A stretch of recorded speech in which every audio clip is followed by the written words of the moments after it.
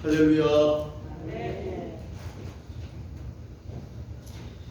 지난주에 이어서 민첩한 마음에 대해서 말씀을 드리고자 합니다.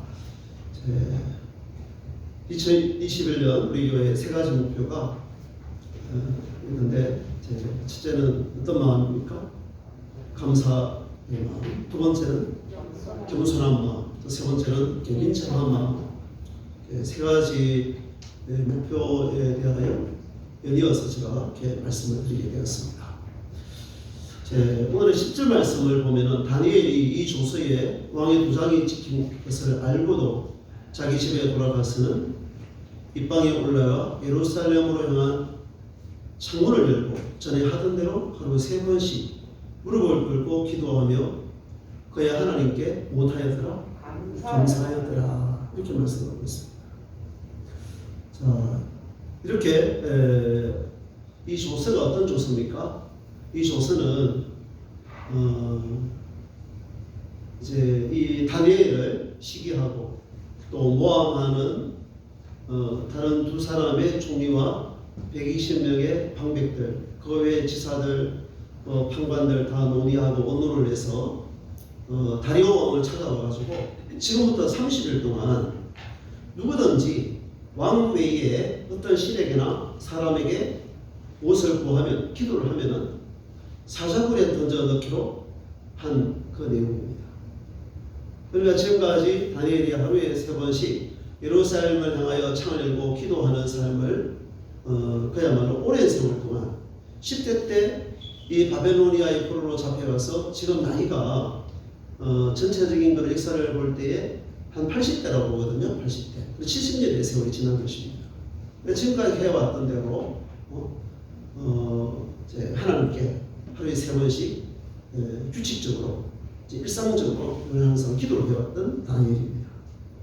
그런데 다니엘은 이 사실을 알고도 지금과 해왔던 똑같은 그런 시각의 장소에서 하나님께 기도를 드리고 있는 것입니다.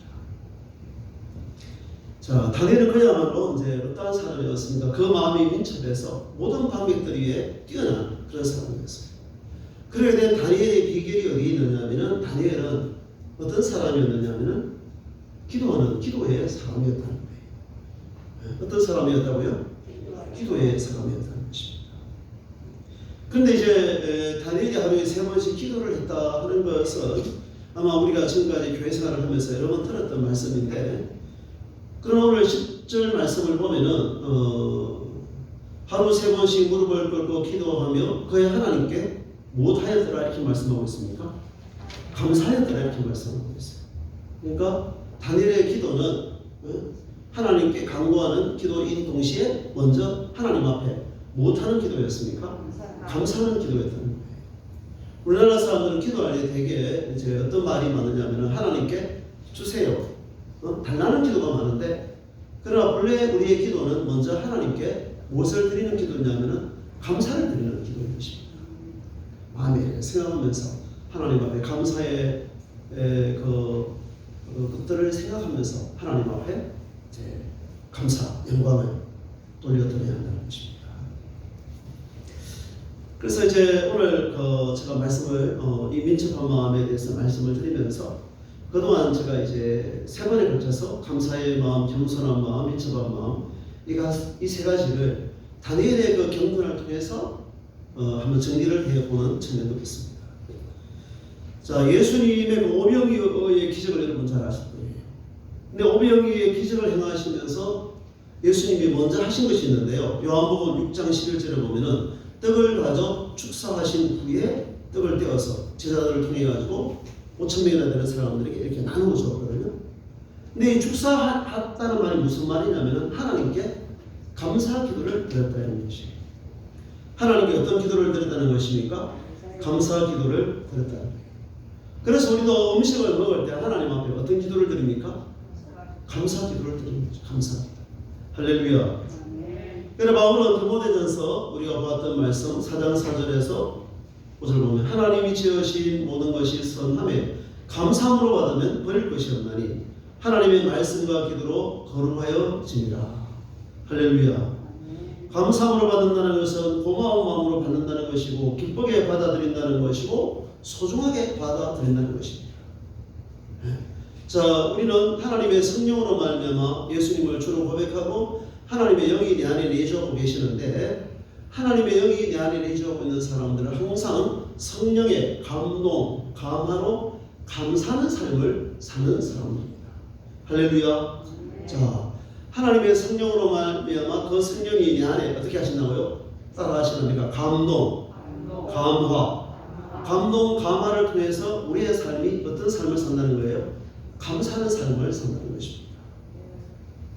감사를 잃어버리게 되면은 광야 이스라엘 백성들처럼 하나님을 불신하게 되고 하나님에 대하여 불평, 원망을 일삼게 되고 결과적으로는 하나님을 거역하는 불순종의 삶을 살 수밖에 없습니다.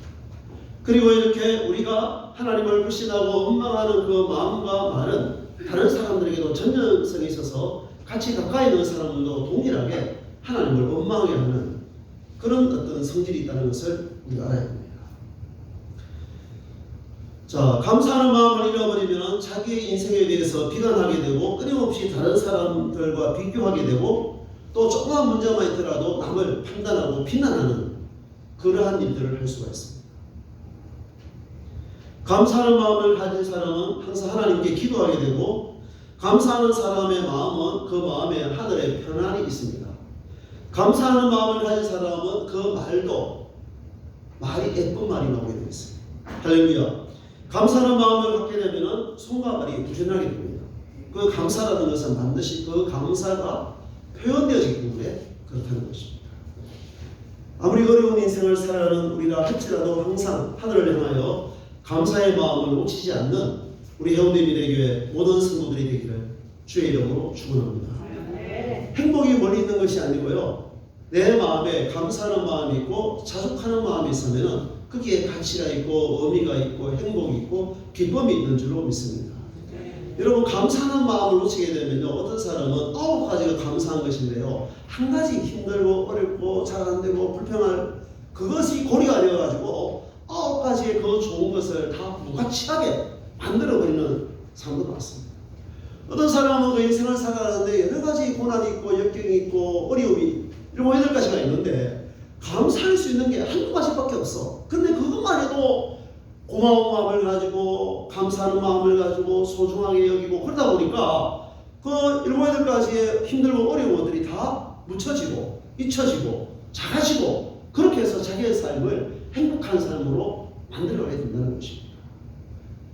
그렇게 살아가기를 주의 이름으로 축원합니다. 두 번째는 이제 이 겸손한 마음에 대해서 제가 말씀을 드렸어요. 겸손한 마음. 오늘 주보에 지난주에 제가 설명했던 우리 작년에 우리나라 노벨 과학상 후보 20년 가운데 한 분이었던 서울대학교의 현택환 교수님의 그 글을 제가 이렇게 발췌해가지고 주보에 넣었습니다. 이게 인택이 아니고 현택환 교수인데 어떻게 하다가 이렇게 좀 바뀌어졌네요. 죄송합니다.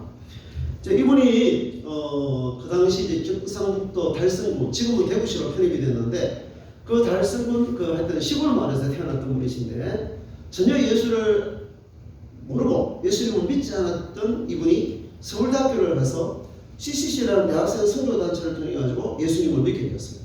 신앙을 인격적으로 예수님을 믿게 되고 그리고 미국에 유학을 가서 공부를 하면서 학위를 받고 공부하는 가운데 하나님을 찾고 하나님께 기도하면서 그가 이렇게 그때에 이 보면은 나는 이렇게 살 것이다 해가지고 7가지를 적어서 자기 이렇게 이제 책상 앞에 붙여놨다.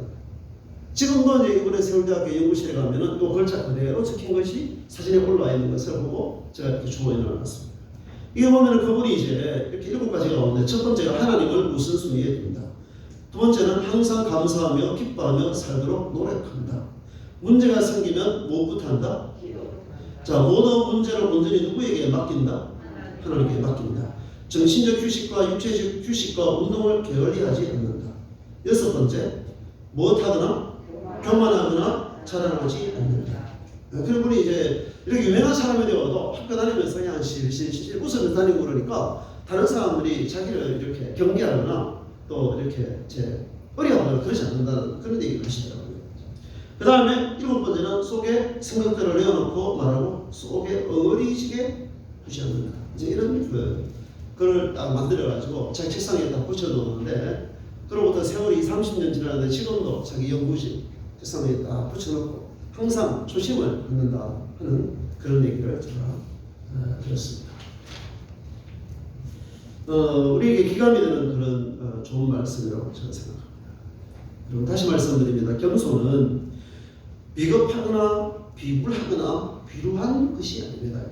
겸손하다는 것은 정당한 것이고 적당함이고 확당하다는 것을 우리가 알아야 합니다. 우리 인간이 겸손할 수밖에 없는 가장 근본적인 이유가 있는데요. 그게 무엇이냐면 인간이 어디서 왔다는 거예요? 흙으로 왔다가 흙으로 돌아간다는 거예요. 네? 그래서 인간이라는 그 영어 단어가 후면인데, 겸손은 휴밀리티, 다 그 어원이 후무스라는 흙에서 나왔다는 것을 우리가 알아야 됩니다. 네?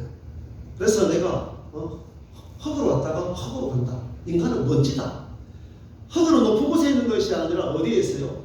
제일 아래, 발바닥에, 바다 밑 제일 아래에 있는 것이 바로 이 흙이라는 것입니다. 그러한 사실을 알 때 우리가 끊임없이 자기를 낮아지는 사람, 겸손한 사람이 될 수 있고, 그리고 또 중요한 것은 항상 무엇이 있느냐? 한번 따라해 보시랍니다. 끝이 있다. 여러분, 끝이 있습니다.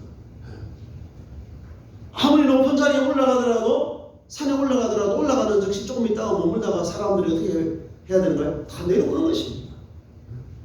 한번 누는 것은 사람에게 정한 이치이요. 그 다음에는 성경은 무엇이 있다고 말합니까? 심판이 있다고 말씀하고 있어요. 끝까지 우리 현대인들에게 여러분들이 겸손의 길을 가기를 주의 이름으로 축원합니다. 여러분, 겸손한 마음을 가지면 우리에게 주시는 축복이 얼마나 큰지 제가 잠깐만 더 설명을 하면은, 겸손한 마음을 가지면 반드시 배우는 사람이 되어서 성장합니다. 겸손한 사람은 은혜를 받고 성령 충만한 사람이 되어서 성령의 열매를 맺고 성령의 은사가 나타나게 됩니다. 할렐루야. 겸손한 사람은 다른 사람에게 대접을 받으려 하기보다도 남을 대접하고 섬겨서 헌신하는 삶을 살게 되어 있습니다. 그러니 그것이 결과적으로 자기에게 복이 되는 줄로 믿습니다. 겸손한 사람은 인내하면서 끝을 좋게 합니다. 교만한 사람은 끝을 나쁘게 합니다. 겸손한 사람은 인내합니다. 성경은 인내를 온전히 이루라 야고보서 1장 4절을 보면은 너희로 온전하고 구비하여 조금도 부족함이 없게 하려 함이라 이렇게 말씀하고 있는데, 겸손은 한마디로 말해서 한번 따라해 보세요. 끝을 좋게 한다. 할렐루야. 겸손한 사람은 순리대로 살아 예의를 지킵니다. 그래서 잠언 21장 24절에 보면은 무례하고 교만한 자, 교만한 사람은 어떤 사람이에요? 예의가 없는 사람이에요. 저 사람은 예의가 없는 사람이야. 그 교만한 사람인 거예요. 하나님에 대한 예의는 예배고, 사람에 대한 예의는 예절이고, 세상에 대한 예의는 예술이라고 볼 수 있어요. 우리 인간이 살아가는 모든 행위들이 알고 보면은 예술적 행위거든요. 할렐루야. 자, 그리고 이제 우리가 이제 민첩한 마음으로 살아야 된다 하는 것에 대해서 다시 한 번 더 말씀을 드려보겠습니다. 자, 지난주에 제가 민첩한 것에 대해서 말씀을 드릴 때에 우리 그리스도인들이 민첩은 해야 되지만은 못하지 말아야 된다고 했어요. 그냥 뭐 아예 잊어버리시기로 작정을 하셔서 제가 설교하는데 도움을 주시는지 모르겠지만은, 자, 여러분, 자, 다니엘처럼 우리가 민첩한 마음을 가지고 모든 일을 성실히 행하고 능숙하게 하고 또 주어진 일에 대해서 책임을 다해야 되지만은, 그러나 우리가 살아갈 때에 무엇하지 말아야 되냐면은, 한번 따라해보자. 성급하지 말자. 네? 우리나라 문화 자체가 빨리 문화거든요. 빨리 문화가 아니고 두 개 더 붙어요. 빨리 하다가 일을 그르치고, 우리나라가 무엇이 많아요? 정말 여러분, 사고가 굉장히 많습니다. 산업 현장에서, 건설 현장에서 좀 이렇게 너무 지나치게 빨리 하다가, 물론 여러 가지 이유가 있긴 하겠지만, 부주의가 있겠지만은 빨리 문화, 이 문화로 인하여 사실은 굉장히 많은 사고가 발생합니다. 자, 급한 마음, 급한 말, 급한 결정, 급한 행동, 이런 모든 것은 자신에게도 어떤 사고를 유발할 수 있지만 다른 사람에도 피해를 끼칠 수 있습니다. 우리가 어떠할 때 성급하게 됩니까? 욕심이 앞서면 성급하게 됩니다. 기도를 안 하고 준비가 안 되어 있으면 성급합니다. 내 마음의 평정이 깨뜨려지고 화가 나 있고 내 마음이 이렇게 뭔가 복잡하고 분노해진 상황 가운데 어떤 말을 하거나 어떤 결정을 내리거나 어떤 일을 할 때는 나도 모르게 성급해질 수가 있습니다. 또 중요한 것은 내가 뭔가 쫓긴다. 시간에 쫓기고 물질에 쫓기고 어떤 기한에 쫓기고 그러다 보면 나도 모르는 사이에 마음이 바빠지면서 성급해질 수가 있습니다. 그러나 우리 그리스도인의 삶은 성급한 삶이 아니라 다니엘처럼 모든 일에 범사에 기도하고 준비가 되어져서 민첩한 삶을 살기를 주의 이름으로 축원합니다. 자, 그래서 민첩하게 행하는 다니엘의 특징이 무엇이라고 했습니까? 명확한 지식이 있어야 되고 뜨거운 열정이 있어야 되고 매사에 한번 따라하시라면 성실하다. 이 민첩하다는 의미가 두 가지인데요. 영이 탁월하다. 또 하나는 성실하다는 그 두 가지 의미가 있어요. 성실함으로 우리가 구원받는 것은 아닙니다. 믿음으로 우리가 구원을 받는데 그러나 중요한 것은 경건의 표적이 있는데 그 경건의 표적은 한마디로 말하면 성실합니다. 예수를 믿는 저와 여러분들이 예배를 드리더라도 어떻게 예배를 드립니까? 성실하게 예배를 드려야 됩니다. 기도를 하는 것도 마찬가지고 말씀을 듣는 것도 마찬가지고 연구를 하는 것도 마찬가지고 예배의 시작과 끝도 마찬가지고 모든 것이 예배를 드릴 때도 우리가 성실하게 예배를 드려야 되고 우리가 공부를 하거나 직장에서 일을 하거나 모든 일을 행할 때 항상 하나님 앞에서 사람 앞에서 성실함을 추구하기를 주의 이름으로 축원합니다. 민첩한 사람의 특징은 제가 묵상을 하면서 그런 정리를 해보았습니다. 여러분, 민첩한 사람은 적기에 적재적소에 모든 일을 적극적으로 한다는 거예요. 자, 다시 정리해 보겠습니다. 적기라는 말은 알맞은 때, 정확한 때 하나님이 주신 카이로스, 나에게 주어진 그 시간적 기회를 말하는 것이거든요. 자, 우둔한 사람, 둔감한 사람, 성급한 사람의 특징은 무엇입니까? 자기에게 주어진 기회를 놓치고 시간 관리를 잘 하지 못하는 것을 말하는 것입니다. 그리고 또 적수가 필요합니다. 적재적소라는 말이 있는데요. 그 일에 알맞은 능력이 있는 사람이 알맞은 곳에 배치가 되어서 일을 한다는 그런 뜻인데요. 중요한 것은 민첩한 사람은 항상 자기가 있어야 할 그 자리에 있다는 것입니다. 어디에 있어야 돼요? 있어야 할 자리에 내가 있어야 돼요. 여러분, 여러 가지 예를 들지 않는다 할지라도요, 학생들이 어떤 수련회를 가거나 또 해상 사고가 나거나 무슨 문제가 생기면 항상 보면은 그때에 그 책임자가 어느 곳에 있을까요, 여러분? 자기의 정한 이치에 있지 않고 학생들을 따라서 이렇게 술을 마시거나 또 다른 일을 하거나 또 그런 일로 인하여서 책임을 묻게 되거나 문제가 해결되지 않는 경우가 사실 굉장히 많습니다. 그래서 항상 민첩한 사람은 어떻게 하느냐? 내가 있어야 할 자리에 내가 있는 거예요. 나에게 주어진 하나님의 카이로스, 하나님의 어떤 찬스, 기회와 시간을 지켜서 그것을 놓치지 않는다는 거예요. 그리고 나에게 주어진 그 일에 대해서 어떻게 하느냐? 적소에서 그 주어진 일에 대해서 어떻게 하느냐면은 한번 따라해보세요. 적극적으로 한다. 민첩하지 않는 사람들의 특징일수록 무엇이 많으냐면요, 이유가 많아요. 핑계가 많아요. 핑계. 그리고 또 뭐가 많으냐면은 미루어요. 다음에, 내일로. 그래서 우리 어릴 때 교회 다니면서 그런 말 많이 들었죠. 무슨 마귀가 있다고? 한번 따라해보세요. 내일 마귀, 다음 마귀. 예수를 믿으라 그러면 주 예수를 믿으라 그리하면 너와 네 집이 구원하리라 전도를 하더라고. 사람들이 과거에 보면은 지금은 좀 마음이 완악해져 있지만은 예수를 안 믿겠다, 교회를 안 다니겠다 이런 사람 많이 없어요. 다 하는 말이 무엇입니까? 다음에 내가 교회를 다니겠다고. 다음에 우리 자녀들 공부 다 시키고 난 다음에 어떤 사람도 은퇴하고 난 다음에 또 내가 좀 더 이렇게 빚을 다 갚고 난 다음에 그런 얘기를 전혀 다음에 하다가 예수 믿을 기회가 없는 사람이 많습니다. 모든 학업이나 또 만남이나 일에도 마찬가지입니다.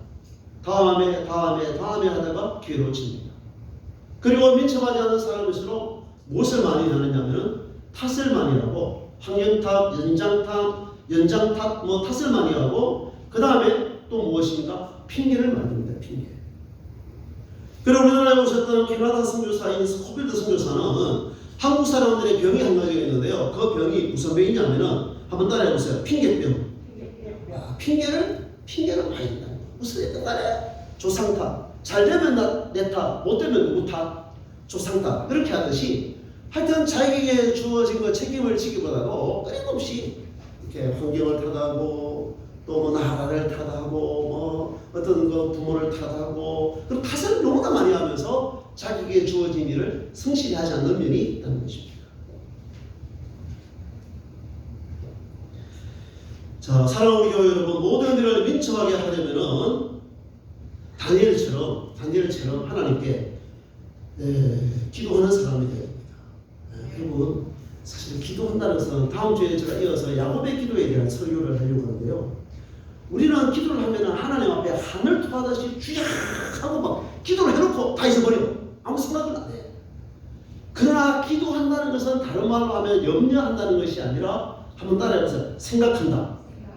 생각하면서 기도하고 기도하면서 생각하면서 하나님으로부터 무엇을 얻느냐면은 지혜를 얻는 거예요.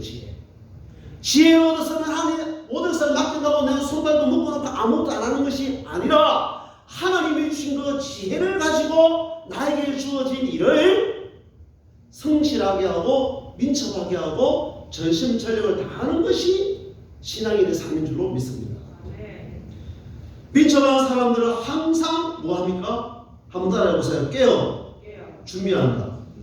성경은 예수님은 그렇게 말합니다. 항상 깨어있는 사람, 깨어서 주님 오심을 기다리고 준비하라 이렇게 말씀하고 있어요.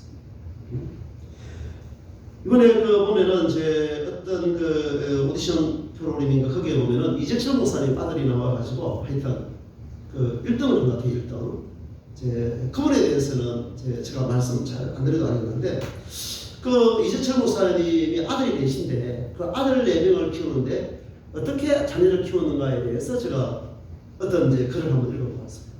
그 중에 하나가 무엇이냐면은 정리정돈을 잘해요.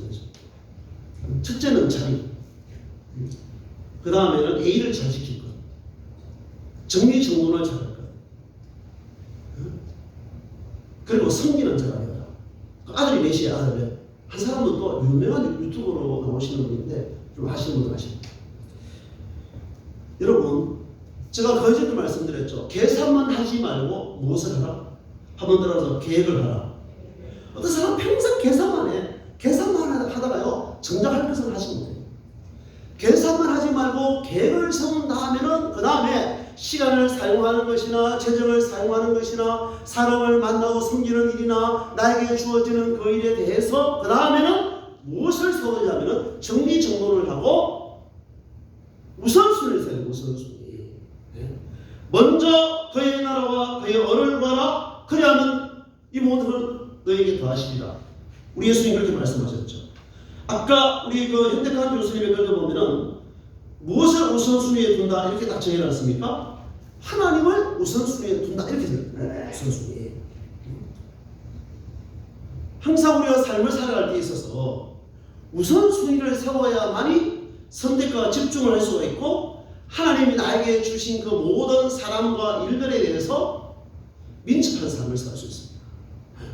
우선순위가 없는 사람은요 뭐 이렇게 정신이 없어요. 복잡해요. 답답해요. 하는 것은 많은데 이루어놓은 일이 아무것도 없어요. 만나는 사람들은 그렇게 많은데 친구 하나도 없어요. 그 많은 돈을 벌었는데 나중에 보면 그 돈이 아무것도 없어요. 아무런 재산도 없는 사람들이 있어요. 왜 그럴까요, 여러분? 그리고 삶이 정리정돈이 안 되어 있고 계획을 안 세우고 있고 우선순위가 없다는 것입니다. 우리가 기도하면서 하나님께 지혜를 구하고 모든 일에 우선순위를 세우고 그 우선순위에 따라서 바울이 디모데에게 말합니다. 내 모든 일에 전심전력하여 너희의 성숙함을 드러나게 하라. 이건 무엇입니까? 전력투구라는 거죠. 전력투구. 우선순위를 세웠으면 그 일에 전력투구를 해서 하나님의 영광을 위하여 살 것을 바울은 믿음의 아들 디모데에게 건면했다는 것입니다. 말씀을 맺겠습니다. 사랑하는 우리 성도 여러분, 자, 감사의 마음을 가지고 살아가기를 주의 이름으로 축원합니다. 겸손한 마음을 우리가 품어야 됩니다. 하나님은 겸손한 자를 기뻐하시고 은혜를 주시고 교만한 자를 대적하신다 이렇게 말씀하셨어요. 교만은 패망의 선봉이고 거만은 넘어짐의 앞잡이라는 것입니다. 스스로 선자는 스스로 넘어질까? 뭐하라? 조심하라. 사람에게 있어서 최고의 적은 자기 자신입니다. 자기 자신의 무엇이 자기 인생을 망칩니까? 교만함입니다. 왜 사람들이 오늘날 이 풍요로운 시대를 살아가면서도 행복하지 않을까요? 그 마음에 무엇을 놓쳤을까요? 감사의 마음을 놓친 것입니다. 도리어 감사할 수 없는 사람들은 자그마한 거 하나에도 기뻐하고 소중하게 생각하고 저 감사하는데 하나님이 우리에게 주신 그 모든 많은 풍요함을 그야말로 감사한 마음으로 받아들이지 않고 당연하게 생각하면서 그럼에도 한 가지 없는 것 부족한 것을 가지고 불신하고 불평하고 원망하면서 자신의 인생을 행복하게 하지를 못하고 불행하게 하는 사람들이 얼마나 많은지 모릅니다. 하나님의 성령이 내 안에 계심으로 말미암아 끊임없이 내 안에 무엇을 주시느냐 하면은 다시 한번 따라해 보세요. 감동, 감화, 감동, 감화, 감화, 감동, 감동, 감화를 통해서 하나님께 무엇하는 삶을 살게 합니까? 감사하는 삶을 살게 하는 것입니다. 할렐루야. 감사하는 사람의 마음에는 편안이 있습니다. 감사하는 사람의 말을 좋게 합니다. 말을 예쁘게 합니다, 여러분. 감사하는 사람의 마음은 항상 그 마음에 하나님을 향한 거룩한 마음을 품고 모든 일에 적극적으로 움직이게 되어 있습니다. 겸손한 사람의 마음은 배워서 성장합니다. 은혜를 받고 성령 충만합니다. 겸손한 사람은 섬겨서 공동체적인 헌신을 합니다. 겸손한 사람은 인내하면서 결과적으로 자기의 인생의 끝을 좋게 하는 성공적인 삶을 살아갑니다. 감사하는 사람은 인생을 연기로 사는 것이 아니라 순리대로 살아서 그 삶에 사람의 도리를 다하고 예의가 분명한 사람이 됩니다. 어디에서나 존중받는 사람이 되는 것입니다. 할렐루야.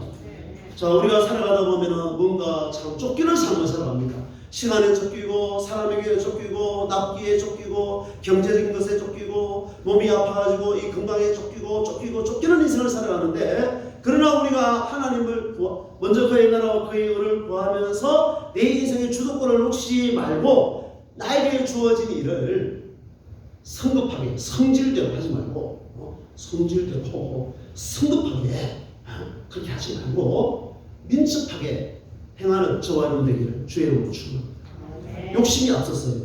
내 마음이 분노해요. 내 마음에 화가 났어요. 내 마음에 평정과 평강이 아니면 깨어져 있어요. 그럴 때일수록 우리가 뭔가를 판단하고 결정하고 행동하면 되지 않습니다. 그럴 때는 좀 더 멈추어져야 됩니다. 하나님을 생각하면서 내 마음의 평정을 회복해야 됩니다. 때로는 잠을 잘 필요도 있습니다.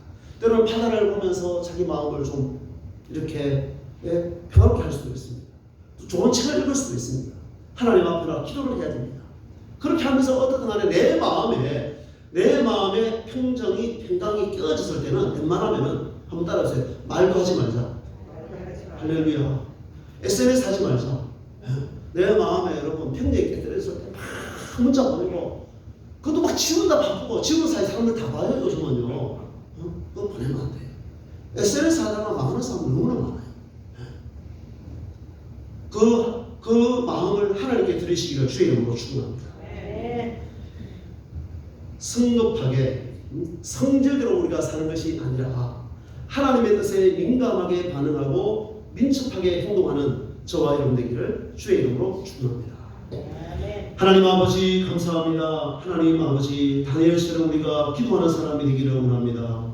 그리하여 모든 일을 행할 때에 하나님에 대하여 민감하고 민첩하게 행하는 저희들이 되게 하여 주시옵소서. 하나님 우리가 감사의 마음을 놓치지 않게 하여 주시옵소서. 겸손한 마음을 놓치지 않게 하여 주시옵소서. 민첩한 마음을 품고 모든 일에 하나님 보시기에 성실히 행하는 우리 모든 성도들이 되게 하여 주옵소서. 예수 그리스도의 이름으로 기도드리옵나이다. 아멘. 예, 말씀 생각하면서 찬송가 400장을 부르면서 준비하신 대로 예물을 드리겠습니다.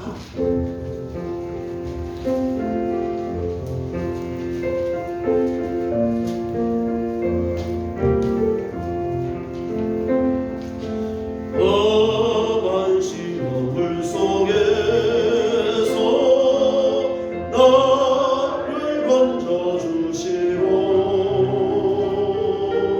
너 아픔 남지라도 나를 숨겨주소서. 주여 나를 돌보시사 보이 품어주시고 험한 품맛이라도 나를 숨겨주소서. 권세 능력 무한하사 모든 시험이 이기고 풍랑까지 다스리러 주님 앞에 비오니 주여 나를 돌보시사 보이 품어주시고 험한 품맛이라도 나를 숨겨주소서. 죄악 길에 빠진 이모 캄캄한데 헤매며 부러지는 나의 몸 돌아서서 내 주여. 주